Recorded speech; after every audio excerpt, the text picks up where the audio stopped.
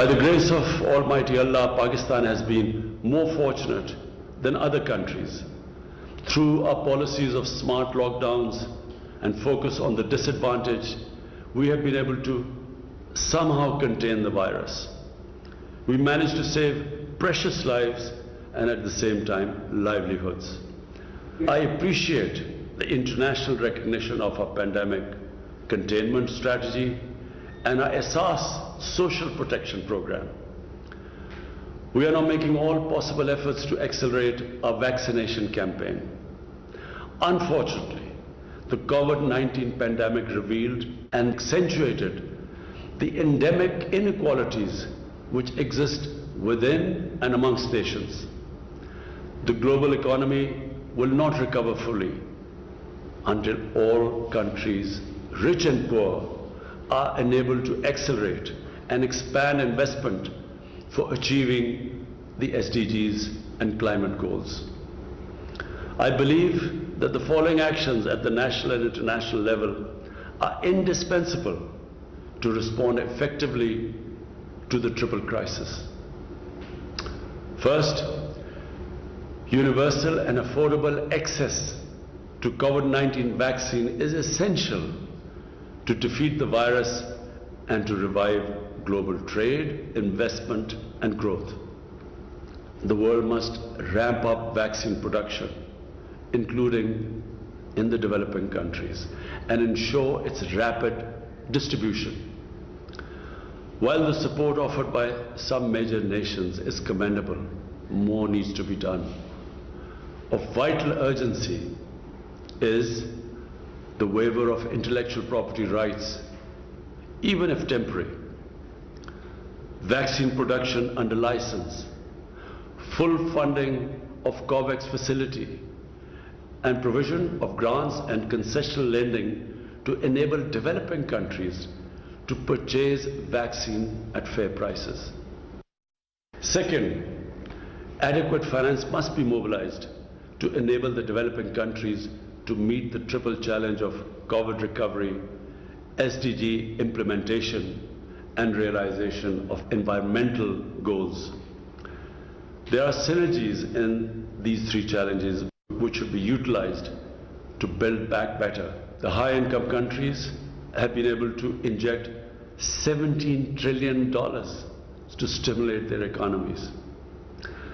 The developing countries, on the other hand, are estimated to need at least $4.3 trillion to recover from the crisis and implement the SDGs. They have so far, unfortunately, secured access to less than 5% of this amount. Last September, I had proposed the creation of new IMF special drawing rights as an effective way to generate development financing. I welcome the agreement to create $650 billion in new SDRs. Yet the additional reserves created for the poorest countries will not provide anywhere close to the magnitude of the financial relief they require. It is therefore essential that the proposal of the IMF Director General that the high-income countries voluntarily reallocate a part of their unutilized IMF quotas, and this should be approved urgently. I hope that at least $150 billion will be reallocated to finance sustainable development projects and programs in developing countries through the IMF, World Bank, and other development banks and institutions. The restructuring of high-cost debt is another essential instrument to provide fiscal space and development finance for the affected developing countries. Any common framework for debt restructuring should not involve protracted negotiations that would defeat the purpose of the debt relief. At this critical time, commitments made to provide concessional and grant finance to developing countries, including the 0.7% ODA commitment and the advanced IDA 20 window of $50 billion must be fulfilled. Similarly, fulfillment of the commitment made by developed countries to provide $100 billion per year in climate finance is vital, including for the success of the COP26 in Glasgow.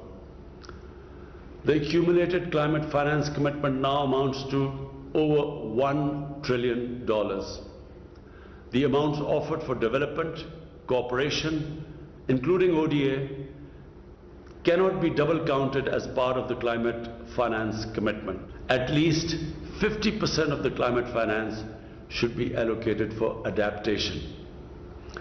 It would enable developing countries to implement their climate commitments in accordance with the principle of common but differentiated responsibilities. Pakistan's landmark projects such as our Recharge Initiative and 10 billion tree tsunami project can benefit greatly from such support. Third, national and international development strategies should target sectors that enable developing countries to respond to the triple challenge. And these include COVID recovery, human development, social protection, renewable energy, sustainable agriculture, climate change, and digitalization. Investment in sustainable infrastructure, which impacts 92% of the SDGs, must be a central part of development strategies.